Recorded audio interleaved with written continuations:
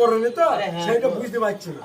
আমরা কবে পড়েছে জানে আমার নামে কোনো ভুল থাকে না, আমার একটাই নাম, সব কিন্তু সব ঠিক আছে। ব্যাপারটাই তুমি বুঝলে তো তোমাকে না। বলে ভাই ওসব টিকিট আমাকে কোনদিন বলেও নে, আমি যাই মোবাইলের টিকিটটা দেখাই, এখন ধরা পড়ে নেবে তাইতে যেদিন হয়তো বিপদ হবে সেই দিন বুঝে যাবে। ভাষার কথা বাদ দাও। কাল তো তোর সাথে তর্ক করে লাভ নেই। হ্যাঁ টিকিট ধরলেই 2-100 নেয়, ঠিক আছে। ট্রেনে শোনো, ট্রেনে মানে ওই টিটিরা এমন একটা হারাবে ও নিজের বাপকেও ছাড়ে না মনে হয়।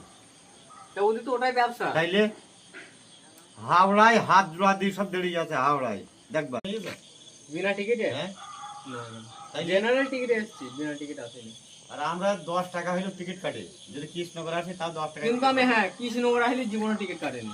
তোমাদের ওই বাহাদুরপুর লাইনের লোক তাই কি কাটে না? মুড়ে গেছে বাহাদুর 2 স্টেশন, জীবনে টিকিট কাটেনি আমি। কৃষ্ণনগর কাজে আসলে টিকিট কাটেনি, ডাকতে পারে আসলে টিকিট কাটেনি। এখন যেরকম চেক হয়েছে আমি আসার আগে ওই আসবা কৃষ্ণনগর আমি কোনোদিন টিকিট কাটেনি।